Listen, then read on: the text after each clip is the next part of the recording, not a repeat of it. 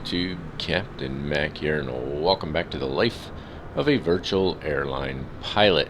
Now you may recall on our last flight we were actually landing in LA, and that was the birthday flight for my good friend Mark. However, we're going to get back to what we were doing before I had to take my call it a sabbatical. Before I had to break away from making videos for a while. We were in the midst of the USA tour from Mac Air, and so I wanted to get back on that tour, and the last place that we landed was Pueblo, Colorado, and we are now going to fly today from Pueblo to Albuquerque. Now really quick, for those of you who may be new to the channel, if you're not familiar with Mac Air, it is a virtual airline that I started with a friend of mine years ago. I am the CEO for Mac Air. However, as the CEO, I do what probably most CEOs do, and that's nothing.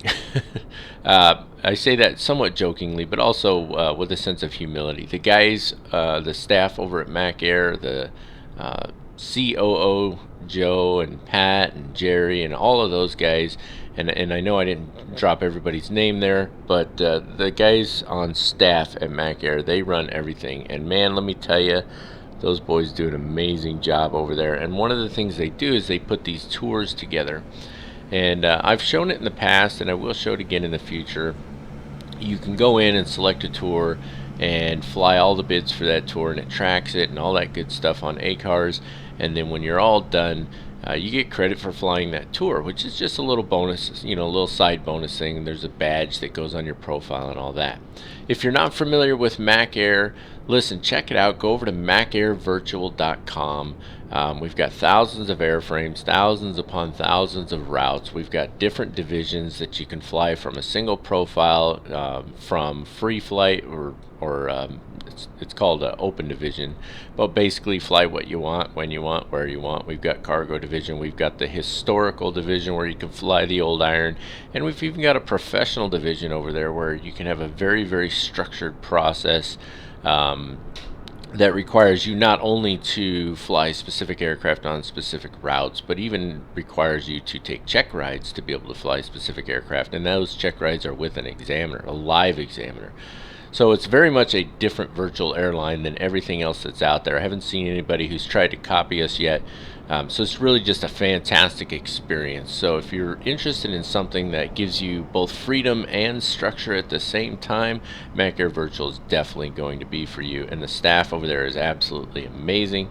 And I love all those guys. You guys are fantastic. So thank you for everything that you do. So with all of that in mind, getting back on track to our tour of the U.S., it's one of 2 or 3 tours that we have over there. And again, we left off last time in Pueblo, and so we're going to pick up from there and fly over to Albuquerque today. And that's enough talk about all that. What do you say we climb up into the office and we get to work?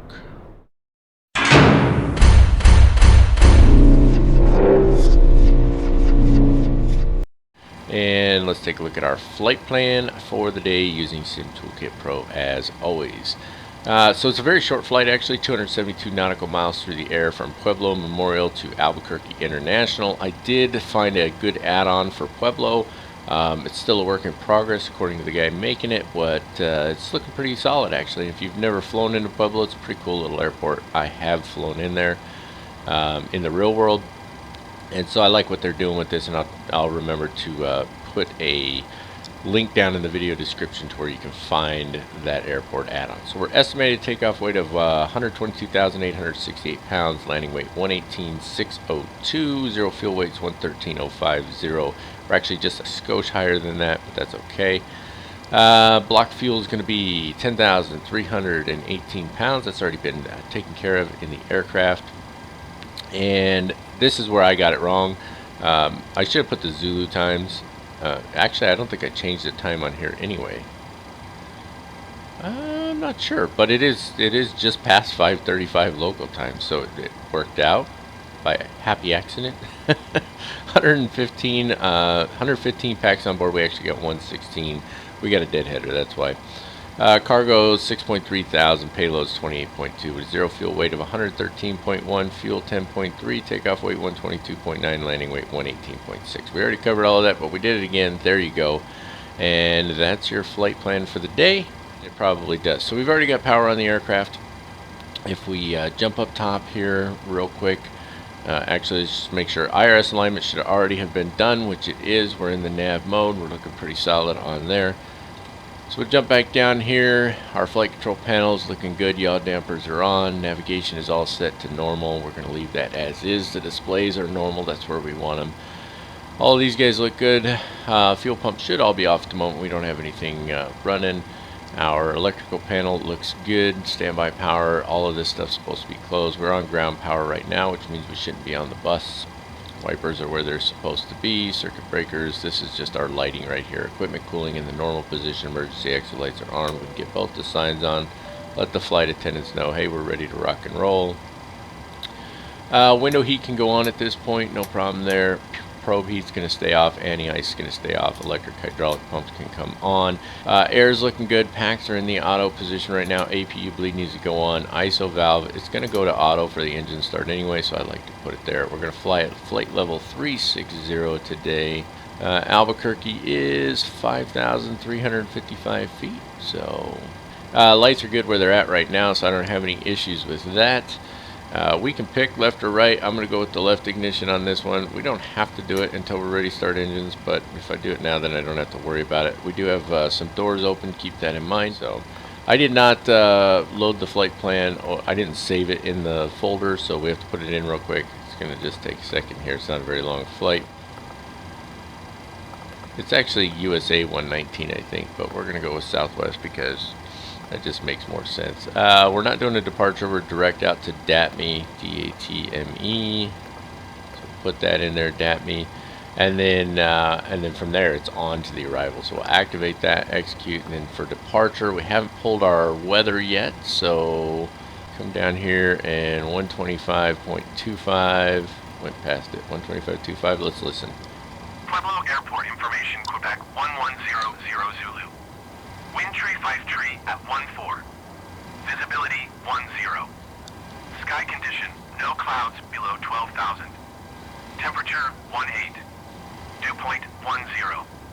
Altimeter tree 0.29er. Visual runway tree 5 in use.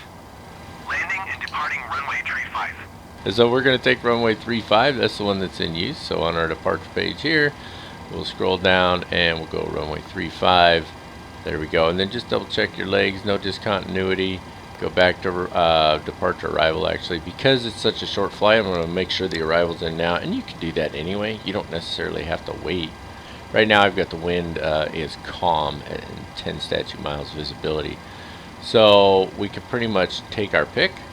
And so what I'll usually do if that's the case is I just open my charts list. Yeah, let's do the ILS into runway 8 because it's a short runway, so it's going to be, just makes the landing a little tougher. So we're going to take runway 8, so it'll be Snydia 4 for runway 8.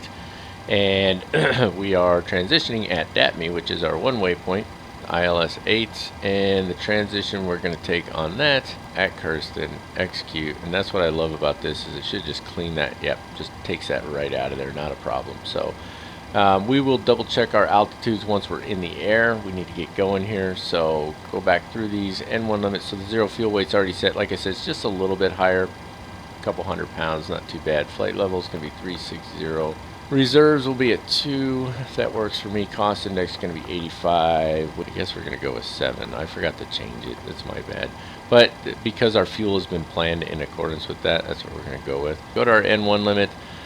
We've got quite a bit of runway to work with here, I do believe. Well, we're taking 3.5, right? Right. So let's go back here to our N1 limit and let's do a D rate. And we'll do a normal climb because it is short. Our V speeds go up just a little bit, but we should have plenty of runway to work with. I didn't use TopCat because it's not even close to accurate on this thing. That takes care of setting up the FMC. The aircraft's just about ready to go. We'll come back momentarily here and we'll take care of setting up the MCP and then we'll get the engine started and get out of here. Alright, just a little bit more business to take care of here. We said the altimeter is 3029. Let's get our flight directors on both sides. I like that you have to actually flip both on this one. 360 is what we're looking for on the altitude. What do we say our speed was? 123 is the V2, so we need to be at 133 on here. I like to be V2 plus 10. I think we're good to go in there. Let's get the APU started up top here. we don't have fuel in the center pumps. I don't know why I turned that one on. Here we go. Get all of them on. You don't have to turn them all on. You need one. I forget what it says. It's specifically, if it's going to be run for a long time, it should be the left center. And then let me just take a look here. Is there anything else that I need to take care of? I think we're actually good to go. We're pretty much ready to taxi. Okay, let's take a look at our checklist while the APU is starting up here. Quick exterior inspection was complete. Fuel is loaded and verified. Doors and stairs, we've already boarded, so we don't need to worry about that. Of course, I'm going all the way back to the aircraft acceptance because I just kind of rolled right through things. Parking brake is set, battery on, electric hydraulic pumps, all of that was good. All of our cockpit acceptance was taken care of. The APU start has been complete. Flight control panel checked. Yaw dampers on, fuel system panel was checked, fuel pumps are on as required. We don't have cabin utility IFE passenger here, we just have the galley switch, so that is on. Electrical panel check was complete, equipment cooling is normal, window heat is on, probe heat is off, anti-ice is off, hydraulics panel, system switches A and B are all on. Air conditioning panel is checked, left pack and right pack are both in auto, isolation valve to the open position. Pressurization panels checked, flight altitude is set for cruise, landing altitude is set for destination, exterior lighting is as required. We're on the left ignition, FMC initialization is complete. The main panel is set up, the altimeter is set to local, the mode selector is set to map, the center switch is as desired. Flight directors are on, auto throttles are off for the moment, they'll go on before takeoff. What else? Altitude is set, autopilots are off, PFD has no flags, auto brakes need to go to RTO. So with all of that said, we can go ahead and start the engines right now. Engine start is very simple in this aircraft. If you've never done it, it's very daunting. Make sure your packs are off. I do this all the time. I actually click them down to high accidentally. Put them in the off position there, and then we're going to start with engine number 2. Left click over to ground, and then you'll see right away the engine start is taking place. Put this on the engines page. As soon as we get to 25 on the N2, we'll go ahead and introduce the fuel down here. Engine 2 start is good. Go back up here. Test. Pass. Fantastic. And then start engine 1. Go on the bus with that guy. And same thing, we're looking for 25 here, so I'm going to break away. I'm going to watch for that. Finish the engine start. Come back on. We're going to taxi and we're going to get out of here. Alrighty folks, engine start is complete. Let's jump up here and clean up our overhead. Get on the bus there, get the packs on, because the passengers aren't going to like it if they're off for 2 reasons. Number 1, it's going to get hot back there. Number 2, pressure is going to get really ugly back there as well. Let's get those wing lights on as well. Let's see, we're off the bus there. We can turn the APU off at this point. Let's get the probe heats on. There we go. We can put this back over to both, and then these are going to go to continuous for takeoff. I almost always forget, so I'm going to put those on continuous right now. There we go. Come back down here. Let's get our flaps in. We said we're going to do flaps 15 for takeoff. And 15. Let's take a look at our after start checklist. Engine generators are on. Probe heat is on. Anti-ice isn't needed right now. Engine bleeds are on. Packs are on auto. Isolation valve is on auto. APU bleed switch. We didn't turn that off, did we? Go right here. APU bleed is the middle one. Engine bleeds obviously need to be on. I think we already covered that. We need to do the recall. That's pressing this guy. Nothing shows up there, so we look good on that. We have taxi clearance. Get back to the proper view here. And really quickly, let's take a look at our taxi brief. This guy right here, you can see where we're at on the airfield. And we're going to runway 35, so we're literally just going to taxi straight forward on the ramp to Delta, and then hang a left, and we'll hold short of runway 35 on Delta. Put this back over here. So let's start taxiing out here. We're not too heavy, so she should start rolling relatively easily. And we don't want to hit the fuel truck over there with our wing. Let me get the track IR on. There we go. We don't want to hit the fuel truck with our wing over there, so we're going to get out here, and we're going to get to the outer taxi line. Make sure nobody's coming over here. Fantastic. And as is become my typical practice, I'm going to go ahead and taxi over to the runway. I'm not going to make you sit here and stare straight ahead with me. And I will be back when we are holding short of the runway, and then we'll get this bird in the air. Alrighty, here we are holding short of runway 35. I lied, we took Alpha to Delta. We didn't go straight across the ramp. Not a big deal though. Before takeoff checklist, master caution light is off. Hit the recall, it stays off. We're looking good there. We do need to do our flight control check. So there we go, flight control check is complete. Flaps are set to 15. Let me turn track IR off for this sec because my head's bouncing all over the place. Flaps are set to 15. We did not set the trim. That's my bad there. That's a good one to check, isn't it? So we're supposed to be 5. Oh, it changed actually. 6.08. So if you didn't know this, the trim moves faster when the flaps are extended. So something to keep in mind. There's just beyond 6 right there, so that should be good. So that takes care of trim being set. Flight directors are on. Takeoff briefing, very simple. If we have any master cautions or fire warning lights before V1, we'll immediately reject the takeoff. If it's after V1, then we're going to continue the takeoff and then deal with the problem once we're airborne. We're going to make sure we're set at V2, get the aircraft trimmed and cleaned up, make sure that we're safe in our climb. Fly the aircraft first. That's the most important thing, and then we'll take care of it. The takeoff clearance is obtained. Let's get our landing lights on here. Taxi lights off. I know I didn't turn them on before we pulled out. And then strobe lights are supposed to go to strobe and steady, I believe is the right way to do it. I don't know. Maybe I had it backwards.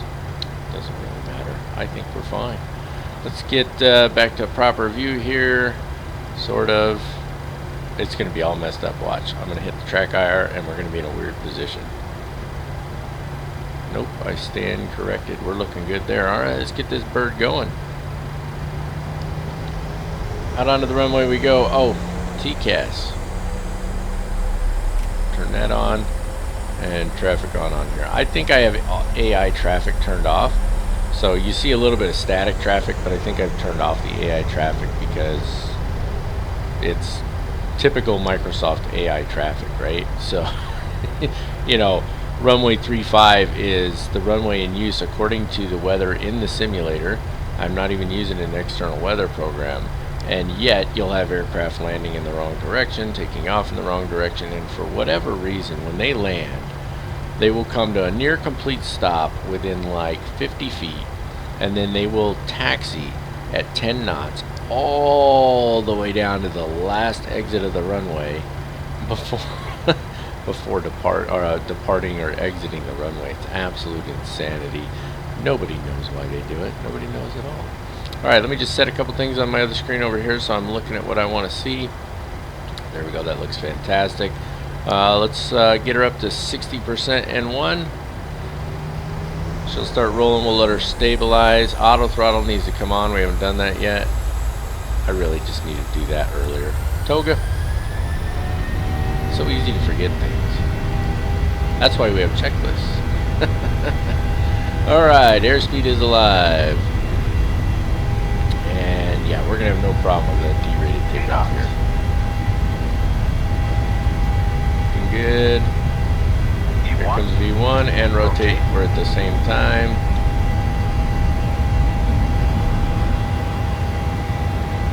Beautiful. Positive rate of climb. Gear coming up. Put the auto brakes off. Following the flight director.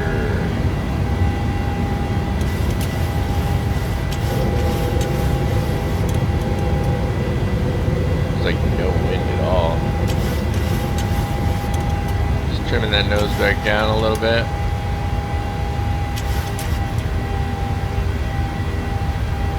There's our thrust reduction.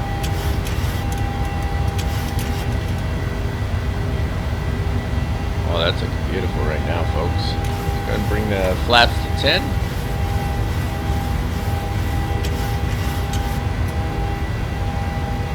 And flaps to 5.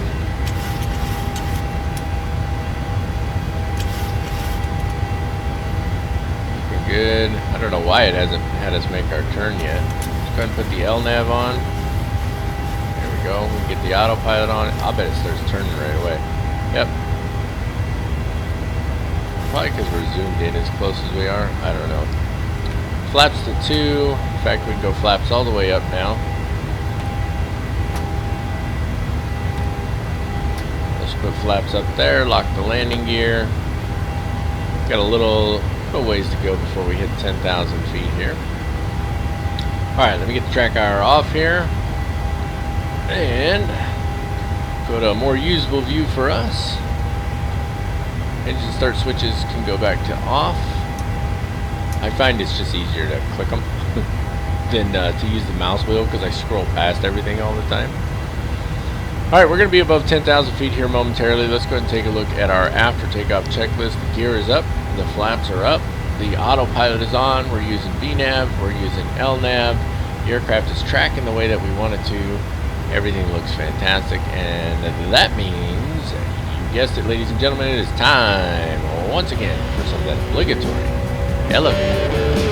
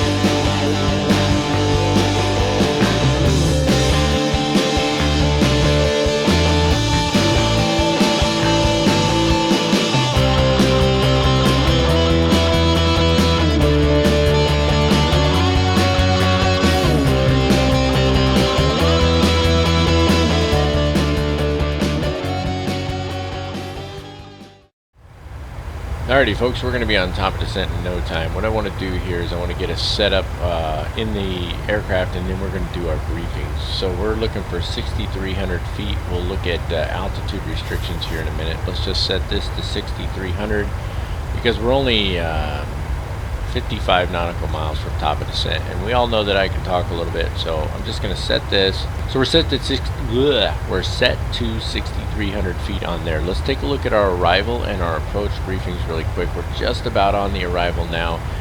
It's going to be the RNAV Sandia, probably Sandia. It might be for Sandia Labs, which is in New Mexico. So we'll call it the Sandia 4 RNAV arrival. And it is, let's just start here, ATIS on 118.0, airport elevation. I'm having a really hard time talking this morning. Airport elevation is 5355. Let's just zoom in a little bit here. Transition level, flight level 180. I do have the ATIS tuned in the background, so if we pick that up while I'm talking, we'll stop and we'll listen to that. There are some altitude restrictions on here. We're going to need to check our FMS, FMC, I really am having a hard time, and make sure that we're meeting these altitude restrictions. So at 270 knots between flight level 280 and 200 at DTEC, and then as we come down here past Sandia and then Volcano at 250 knots between 14 and 16,000, and then continuing on we can stay at 250 knots through a side between 10 and 11,000, 210 knots at Kirsten, I guess we're going to call it. And then on in from there. Now let's take a look at the approach. I got it wrong. I'll just go to the airport chart here real quick. I was looking at this as runway 8. I don't know why it's not. It's runway 12. There is no approach for runway 12. So let's brief the approach and then tell you what I'm thinking here. First of all, we already talked about ATIS. Approach is on 23.9, tower on 20.3, and ground on 21.9. ILS localizer frequency is 111.90 with a final approach course of 79 degrees. Glide slope intercept at Gazelle at 6,300 feet. That's why we set that on our MCP. ILS decision altitude is 5,527 feet or 207 feet above the ground. Airport elevation is 5,355 feet and the touchdown zone elevation is 5,320 feet. We do have some minimum safe altitudes in the area, especially in our approach side. 9,100 feet from over here for the missed approach. Climb to 5,800 feet, then a climbing right turn to 8,000 feet direct to the ABQ VOR and hold. You can see what that looks like right here. Back to ABQ VOR. We've got that tuned as our secondary frequency in our nav1 radio. Transition level is flight level 180 or 18,000 feet.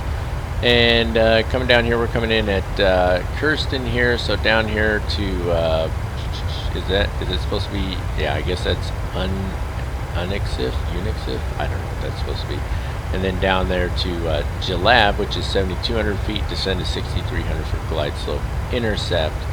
Let's see, VASI lights on the left-hand side, not PAPI lights. So remember, VASIs are the stacks on top of each other rather than 4 lights side by side. There's your missed approach procedures. And for straight-in landing of runway 8 for the ILS, these are runway visual ranges. Now let me tell you what I'm thinking about maybe trying here. We'll see.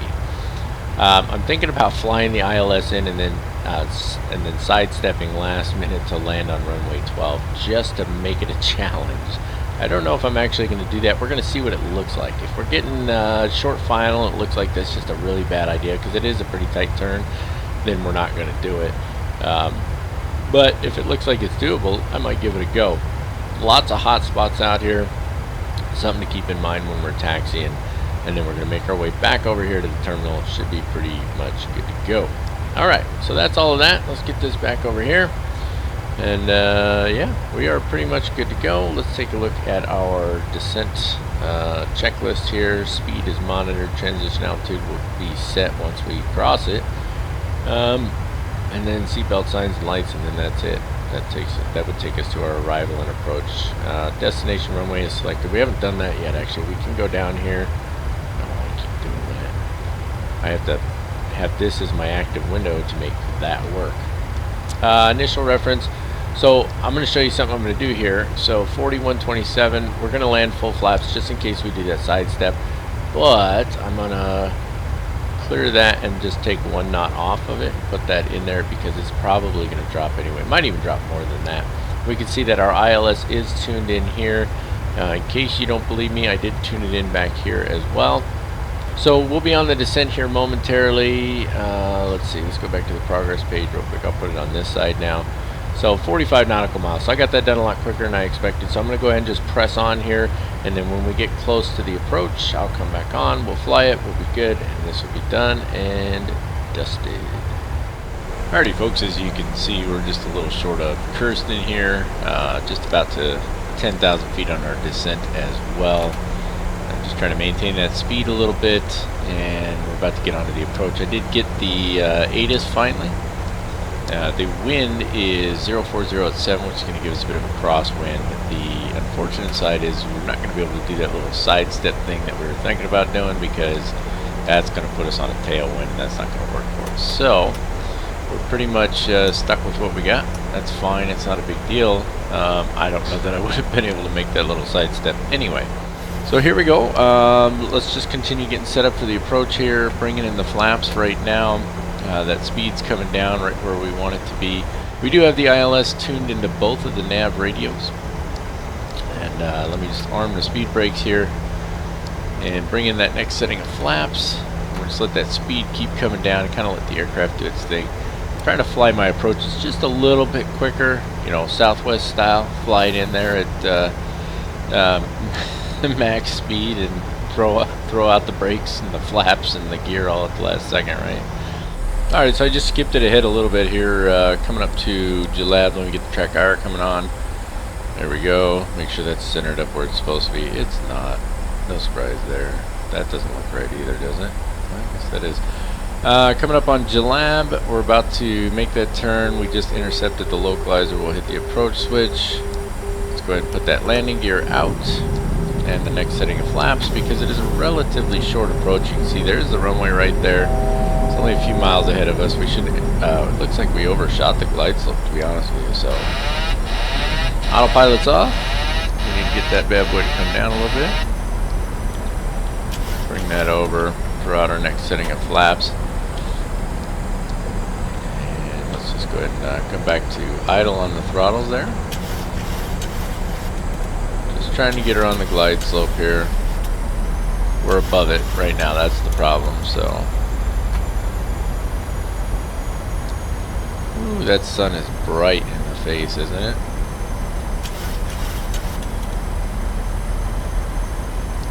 Alright, so I'm just watching my speed there, trying to get that down, bringing my flaps all the way out. So our final speed, we are 126, so we're looking at 131, which looks just about spot on. We're still a little bit high, and we are obviously off to the left a little bit. So let's get back on the localizer here. And I've got the auto throttles on, obviously. And just trying to continue the descent here a little bit. We're going to end up being a little high overall. It is a relatively steep approach, if you ask me. It looks like it's supposed to be 3%, but I feel like it's a little steeper than that. The wind seems to have disappeared on us. That's fine. I'm just going to continue to hand fly this, not a problem. We are descending a little quicker than we'd like to, but I think we're going to be just fine. We'll come in here and we've got 13,000 feet of runway after all. Very nice scenery around here coming in, actually. 1,000. Alright, let's get those auto throttles off.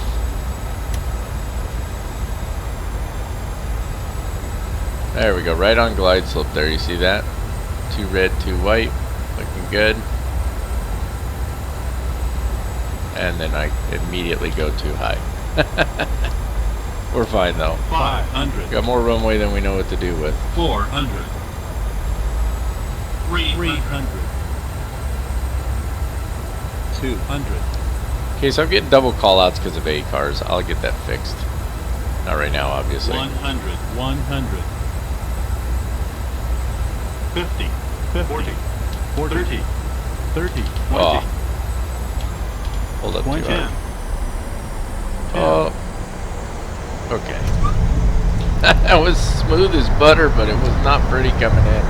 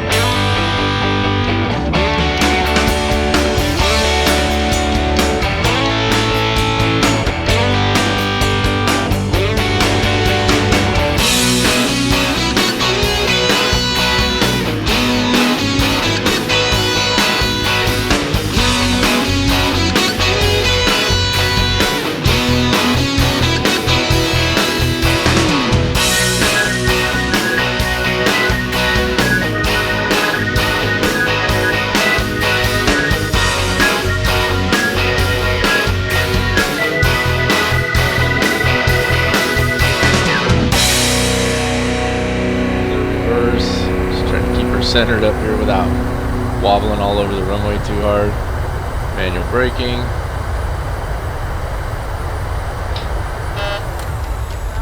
That is the second time that I have taken off the reverse thrusters and what do you call it? Without pulling the throttles back first. So it's the way that my my thrusters are set up. I'll have to explain that another time. If I can get the taxi light on, runway lights off. There we go. Or not runway lights. Well, runway turn off lights and landing lights. Alright, you folks know the drill. We are going to taxi in here. The landing ended up being really smooth, minus 45 feet per minute, which is pretty great, but it was a little shaky coming in there. See y'all back here in a minute when we get her parked at the gate, and then we'll shut everything down. Alrighty folks, we got her parked at the gate here. Obviously, let's get that terrain mode off. This should have gone to standby already. That's my bad. I did get the taxi lights off and the APU started and all that good stuff as I pulled in, so that's good. Get onto the APU bus there. Shut the engines down here. There we go. 1 and 2 shut down there. Let's take a look at our shutdown and secure checklist. The brakes are set. Start levers are cut off. We're not going to ground power. We're going to stay on APU power for now. That's fine. I don't think it's going to let us connect the jetway. So this airport actually looks pretty solid, but the jetways are actually sitting on the line for the guidance line, which is kind of silly. We're going to leave those guys on for now as well. Fast seatbelt sign can go off. This guy can go off. Attendants can do whatever they're going to do. They can throw them out the door because there's no stairs or anything there. What else we got here? The probe heat is off. Electric hydraulics, we're going to leave those as is. All bleeds need to go off. Actually, we'll leave the APU bleed on so it can run the packs for now. And then we're not going to complete shutdown. We're not going to shut the battery off or anything like that. So that means... and that's going to wrap it up for this one, ladies and gentlemen. I do thank you for joining me on this flight as we get back to our Life of a Virtual Airline Pilot series and our USA tour from Mac Air. And that's going to wrap it up for this one, folks. If you haven't already done so, please do go ahead and hit that subscribe button if you think I've earned it anyway. Give the video a thumbs up. I've been doing a lot of looking into the analytics lately, trying to figure out how it is. I have 9,000 subscribers, but my videos are averaging only like 300 views. And they've changed the way they do their algorithm and stuff with YouTube, so you may see some different things in the like video description area and stuff like that, which are for the purpose of helping that algorithm. But I do know that if you guys give the video a thumbs up, it does help that algorithm. It moves the video up in the search queue, and that would be something that I would appreciate very much. So if you think about it and you enjoyed the video, please do hit the thumbs up button, and then like I said, click on subscribe if you'd like to. Click the bell to get notifications. You guys know the drill. That's it, that's all, and no more, ladies and gentlemen. Until next time, as always, keep the blue side up unless otherwise instructed by ATC. God bless you all and have an absolutely fantastic day.